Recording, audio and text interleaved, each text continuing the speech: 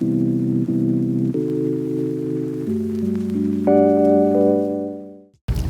everybody, and welcome back for our Lenten series. Last week, as you know, it was spring break, and both Jim and I said, well, schedules being what they are, we're going to let it be spring break. But we, of course, are focused on a theme, which I hope that you'll see is carried through this season.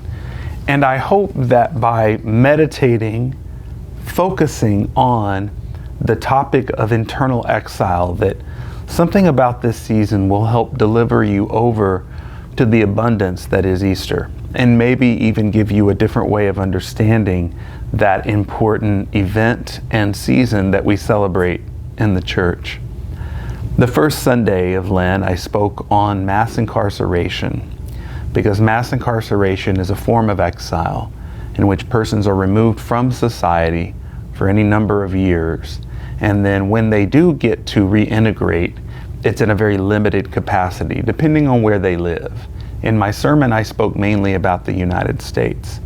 But as many of us know by now, what happens there certainly has dramatic effect on what happens here in Canada.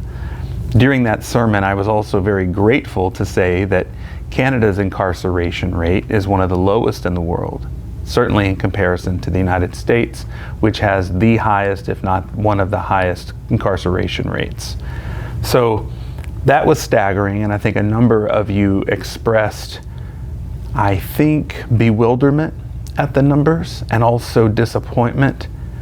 And I think you felt encouraged to do something, to build relationships with those who are currently incarcerated or who have been incarcerated and are trying to find their way back into society in a helpful way that provides meaning for them and purpose, and also gives us an opportunity to be bridge builders. Now, this last Sunday, I preached on reserves and residential schools, which is another kind of internal exile. And in that sermon, I spoke about something called colonial nets. Colonialism is a word that we are probably familiar with now, but it's rarely defined in such a way that it can be applied effectively. But I loved the image of nets, because we know what it's like to cast a net, try to catch a fish or something else. And so colonialism operates by casting these nets. And what do nets do? When they're cinched and they pull in, they constrain movement. They keep us from living, breathing, and being as fully as we were created to be. And that was by design, because the way that colonialism operated, and under perhaps a different guise continues to operate today in our various structures, is that it wants to limit the ability to be, speak, do, think, and envision a different world. Those who are in power rarely want to relinquish it, or would dare suggest that there's another way to be that would empower us all.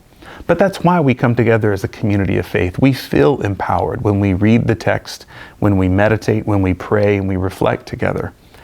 My hope is that by looking at reserves and residential schools as a colonial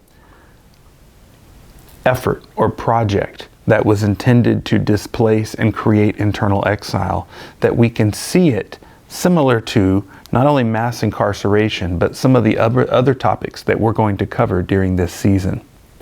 For many of us, out of sight means out of mind. So, if the powers that be can remove an undesirable population, person, or project from our sight, we're more than likely not going to think about it. Colonialism knows this very well. And so, just like with a little kid, we focus on what's right in front of us. And if it's not right there, it's not even in our minds until somebody brings it to our minds. And sometimes we're not all that pleased when it is brought up. My hope in bringing it up is that we are able to more faithfully attend to the needs that exist among First Nations in our country, in our setting here in London and beyond. And that doesn't mean that we have all the answers or that we can do all the things. It means that we can choose one thing or two things, and we can focus our efforts on doing them. Perhaps for you, this is just simply reaching out and building relationships, reconnecting with friends that you've known who might be members of First Nations. Maybe you've taught with them, worked with them, planned programs with them, whatever it might be. I hope that my reflection gives you motivation to reach back out. Maybe you can invest your time and energy on a project that is focused on reconciliation. Maybe it's concerning art or music. Maybe it's concerning housing or just gathering. There's any number of ways in which we can be resources and supports and educate ourselves, which is an important piece that I don't want to forget. Educating, making ourselves more aware not only of our history, but of our present, is an important step towards reconciliation. It's the same way with the other topics as well. Once we know better, then, as Maya Angelou suggested, we can do better. But until we know better, we're going to continue doing the same things that we've done, even hoping for different results.